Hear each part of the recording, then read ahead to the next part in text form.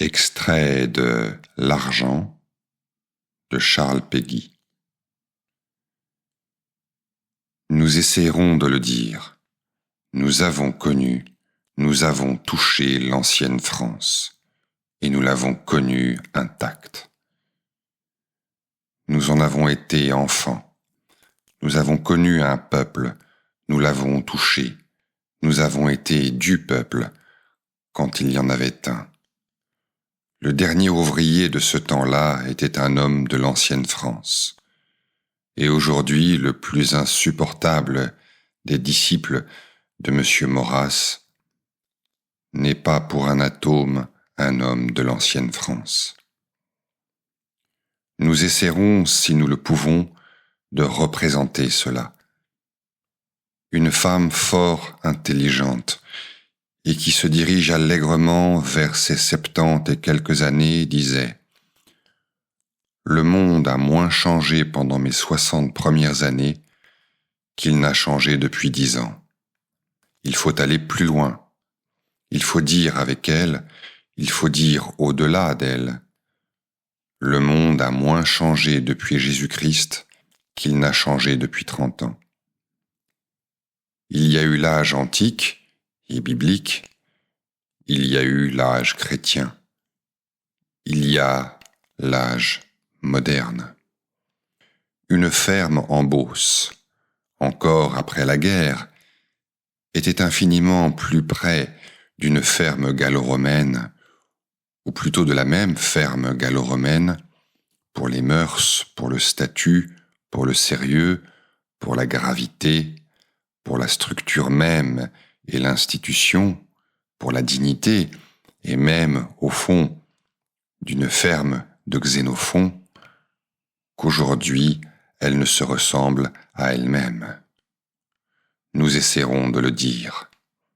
Nous avons connu un temps où, quand une bonne femme disait un mot, c'était sa race même, son être, son peuple qui parlait, qui sortait. Et quand un ouvrier allumait sa cigarette, ce qu'il allait vous dire, ce n'était pas ce que le journaliste a dit dans le journal de ce matin. Les libres penseurs de ce temps-là étaient plus chrétiens que nos dévots d'aujourd'hui. Une paroisse ordinaire de ce temps-là était infiniment plus près d'une paroisse du XVe siècle, ou du IVe siècle, mettons du Ve ou du VIIIe, que d'une paroisse actuelle. C'est pour cela que l'on est exposé à être extrêmement injuste envers Michelet et tous ceux de sa race, et ce qui est encore peut-être plus grave, à être extrêmement inentendant de Michelet et de tous ceux de sa race, à en être inintelligent. Quand aujourd'hui on dit le peuple, en effet, on fait une figure, et même une assez pauvre figure, et même une figure tout à fait vaine. Je veux dire une figure où on ne peut rien mettre du tout dedans. Et en outre une figure politique et une figure parlementaire. Mais quand Michelet et ceux de sa race parlaient du peuple, c'est eux qui étaient dans la réalité même, c'est eux qui parlaient d'un être et qui avaient connu cet être. Or, cet être-là, ce peuple, c'est celui que nous aussi, nous avons connu. C'est celui où nous avons été élevés. C'est celui que nous avons connu encore dans son plein fonctionnement, dans toute sa vie, dans toute sa race, dans tout son beau libre jeu. Et rien ne faisait prévoir, et il semblait que cela ne dût jamais finir. 10 ans après, il n'y avait plus rien. Le peuple s'était acharné à tuer le peuple, presque instantanément, à supprimer l'être même du peuple, un peu comme la famille d'Orléans, un peu moins instantanément peut-être, s'est acharné à tuer le roi. D'ailleurs, tout ce dont nous souffrons est au fond un orléanisme de la religion, orléanisme de la République. Voilà ce qu'il faudrait marquer dans des confessions, et tâcher de le faire voir, et tâcher de le faire entendre, d'autant plus exactement, d'autant plus précieusement, et si nous le pouvons, d'autant plus uniquement, que l'on ne reverra jamais cela. Il y a des innocences qui ne se recouvrent pas, il y a des ignorances qui tombent absolument, il y a des irréversibles dans la vie des peuples comme dans la vie des hommes. Rome n'est jamais redevenue des cabanes de paille. Non seulement, dans l'ensemble, tout est irréversible, mais il y a des âges, des irréversibles propres. Le croira-t-on, nous avons été nourris dans un peuple gai. Dans ce temps-là, un chantier était un lieu de la terre où des hommes étaient heureux. Aujourd'hui, un chantier est un lieu de la terre où des hommes récriminent, s'en veulent, se battent, se tuent. De mon temps, tout le monde chantait, excepté moi, mais j'étais déjà indigne d'être de ce temps-là. Dans la plupart des corps de métier, on chantait. Aujourd'hui, on renacle. Dans ce temps-là, on ne gagnait pour ainsi dire rien. Les salaires étaient d'une bassesse dont on n'a pas idée. Et pourtant, tout le monde bouffait. Il y avait dans les plus humbles maisons une sorte d'aisance dont on a perdu le souvenir. Au fond, on ne comptait pas. Et on n'avait pas à compter. Et on pouvait élever des enfants. Et on en élevait. Il n'y avait pas cette espèce d'affreuse strangulation économique qui, à présent, d'année en année, nous donne un tour de plus. On ne gagnait rien, on ne dépensait rien, et tout le monde vivait. Il n'y avait pas cet étranglement économique d'aujourd'hui, cette strangulation scientifique, froide, rectangulaire, régulière, propre, nette, sans une bavure, implacable, sage, commune, constante, commode comme une vertu, où il n'y a rien à dire et où celui qui est étranglé a si évidemment tort. On ne saura jamais jusqu'où allait la décence et la justesse d'âme de ce peuple. Une telle finesse, une telle culture profonde ne se retrouvera plus, ni une telle finesse et précaution de parler. Ces gens-là eussent rougi de notre meilleur ton d'aujourd'hui, qui est le ton bourgeois. Et aujourd'hui, tout le monde est bourgeois. Nous croira-t-on, et ceci revient encore au même, nous avons connu des ouvriers qui avaient envie de travailler. On ne pensait qu'à travailler. Nous avons connu des ouvriers qui le matin ne pensaient qu'à travailler. Ils se levaient le matin et, à quelle heure, et ils chantaient à l'idée qu'ils partaient travailler. À 11 heures, ils chantaient en allant à la soupe. En somme, c'est toujours du Hugo, et c'est toujours à Hugo qu'il en faut revenir. Ils allaient, ils chantaient. Travailler était leur joie même, et la racine profonde de leur être, et la raison de leur être. Il y avait un bonheur incroyable du travail, le plus beau de tous les honneurs, le plus chrétien, le seul peut-être qui se tienne debout. C'est par exemple pour cela que je dis qu'un libre penseur de ce temps-là était plus chrétien qu'un dévot de nos jours, parce qu'un dévot de nos jours est forcément un bourgeois. Et aujourd'hui, tout le monde est bourgeois. Nous avons connu un honneur du travail exactement le même que celui qui, au Moyen-Âge, régissait la main et le cœur. C'était le même conservé intact en dessous. Nous avons connu ce soin poussé jusqu'à la perfection, égal dans l'ensemble, égal dans le plus infime détail. Nous avons connu cette piété de l'ouvrage bien faite, poussé et maintenu jusqu'à ses plus extrêmes exigences. J'ai vu toute mon enfance rempailler des chaises exactement du même esprit et du même cœur et de la même main que ce même peuple avait taillé ses cathédrales. Que reste-t-il aujourd'hui de tout cela ?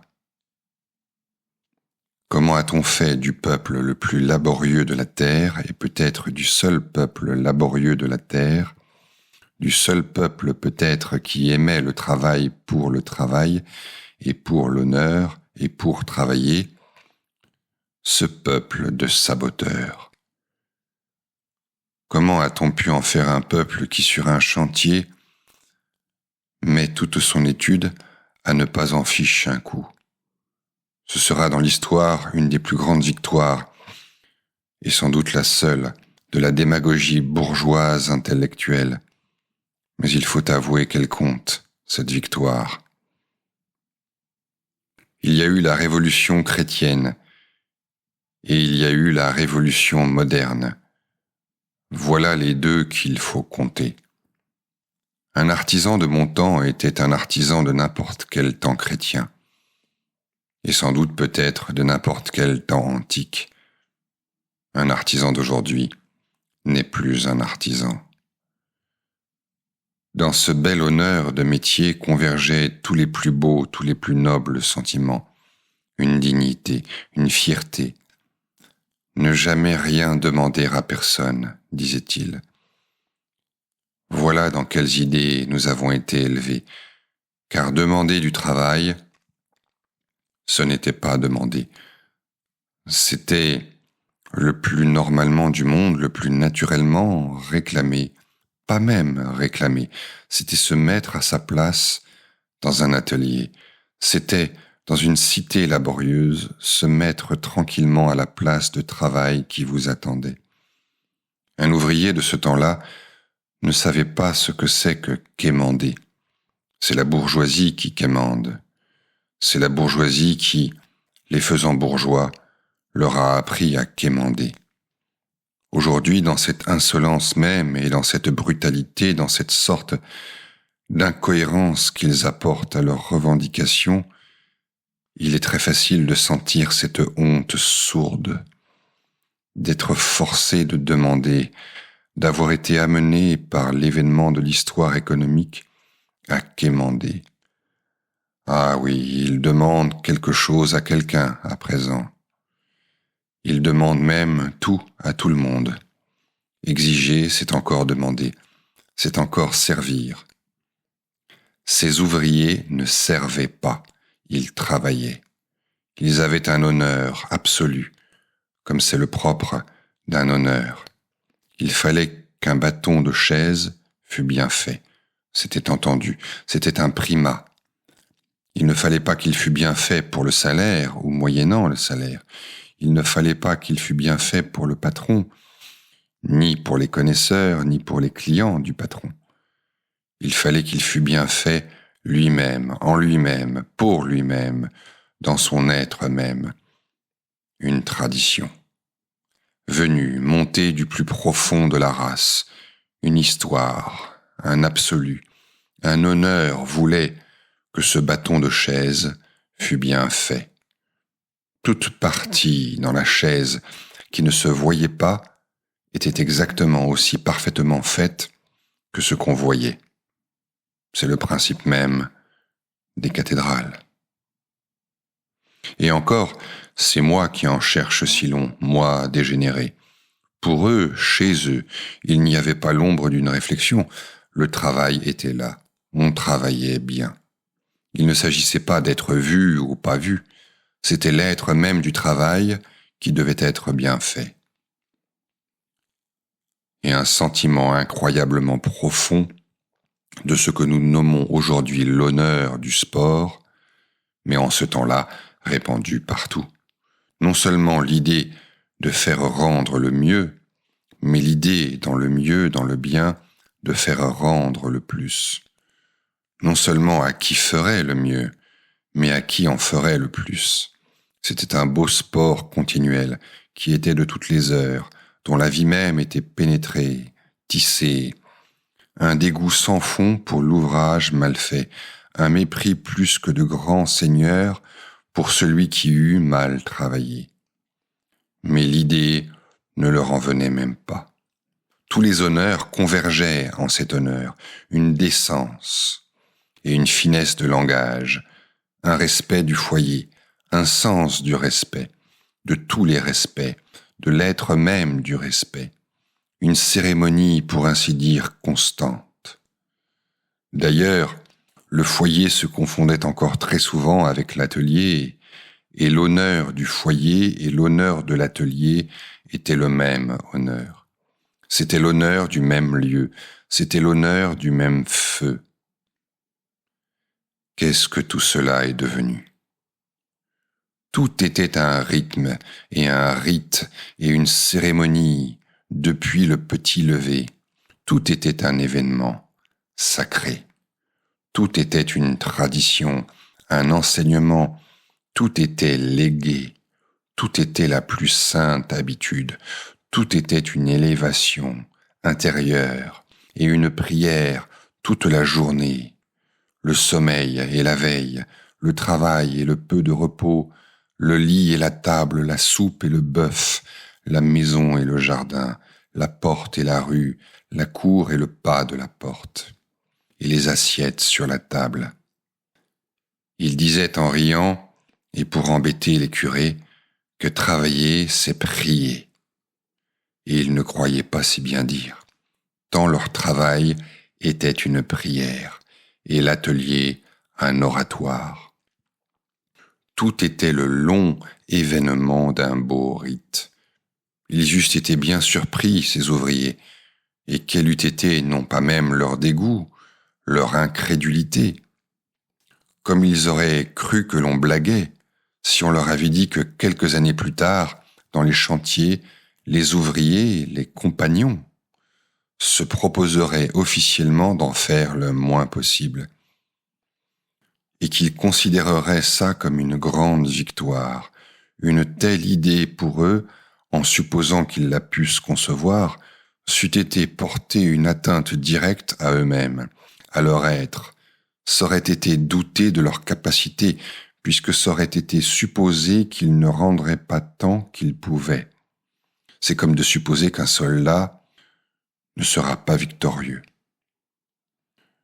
Eux aussi, ils vivaient dans une victoire perpétuelle, mais quelle autre victoire ? Quelle même et quelle autre ? Une victoire de toutes les heures du jour, dans tous les jours de la vie. Un honneur égal à n'importe quel honneur militaire, les sentiments mêmes de la garde impériale. Et par suite ou ensemble, tous les beaux sentiments adjoints ou connexes, tous les beaux sentiments dérivés et filiaux, un respect des vieillards, des parents, de la parenté, un admirable respect des enfants, naturellement un respect de la femme. Et il faut bien le dire, puisqu'aujourd'hui c'est cela qui manque tant, un respect de la femme par la femme elle-même, un respect de la famille, un respect du foyer, et surtout un goût propre et un respect du respect même, un respect de l'outil et de la main, ce suprême outil. Je perds ma main à travailler, disaient les vieux, et c'était la fin des fins. L'idée qu'on aurait pu abîmer ces outils exprès ne leur eût pas même semblé le dernier des sacrilèges. Elle ne leur eût pas même semblé la pire des folies. Elle ne leur eût pas même semblé monstrueuse. Elle leur eût semblé la supposition la plus extravagante. C'eût été comme si on leur eût parlé de leur couper la main. L'outil n'était qu'une main plus longue ou plus dure, des ongles d'acier, ou plus particulièrement affectés, une main qu'on s'était fait exprès pour ceci ou pour cela. Un ouvrier abîmer un outil, pour eux, c'eût été dans cette guerre le conscrit qui se coupe le pouce. On ne gagnait rien, on vivait de rien, on était heureux.